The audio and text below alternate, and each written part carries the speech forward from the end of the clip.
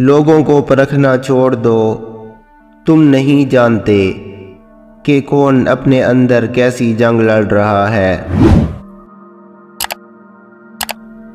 ہمیشہ برائی سے نفرت کرو، برائی کرنے والوں سے نہیں، ورنہ آپ میں وہی برائی پیدا ہو جائے گی اور آپ پر توبہ کا دروازہ بند ہو جائے گا۔ تمیز اور ضمیر جس انسان میں ہو، اس جیسا کوئی خوبصورت نہیں۔ محبت کا سبق بارش سے سیکھو، جو پھولوں کے ساتھ ساتھ کانٹوں پر بھی برستی ہے۔ ہمیشہ صبر اختیار کرو، کیونکہ انسان کو ہمیشہ اتنی ہی تکلیف ملتی ہے جتنی وہ برداشت کر سکتا ہے۔ ہمیشہ وہی جھکتا ہے جسے رشتوں کی قدر ہوتی ہے۔ جو لوگ محبتوں کے تماشے بناتے ہیں، انہیں پھر محبتیں کبھی نصیب نہیں ہوتیں۔ خواہشیں بادشاہوں کو غلام بناتی ہیں، اور صبر غلاموں کو بادشاہ بنا دیتا ہے۔ وہ دعوت سب سے بدتر ہے جس میں امیر بلائے جائیں اور مسکین نہ بلائے جائیں۔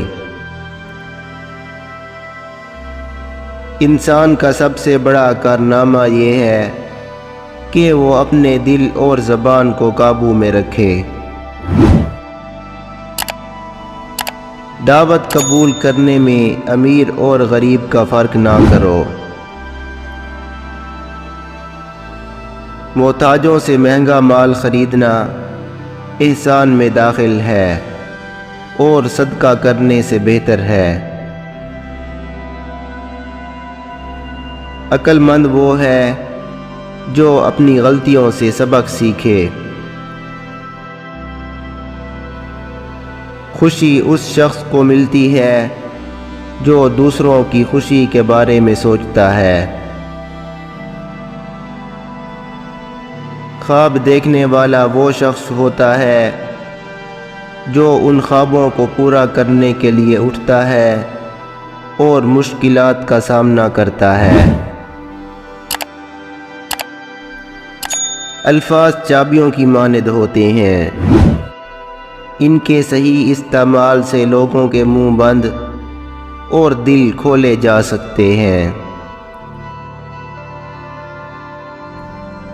لوگوں کے سامنے مسکراتے رہا کرو اور اللہ کے سامنے روتے رہا کرو، کیونکہ دنیا مسکرانے والوں کو پسند کرتی ہے اور اللہ رونے والوں کو۔ غربت انسان کو اپنے ہی شہر میں اجنبی بنا دیتی ہے۔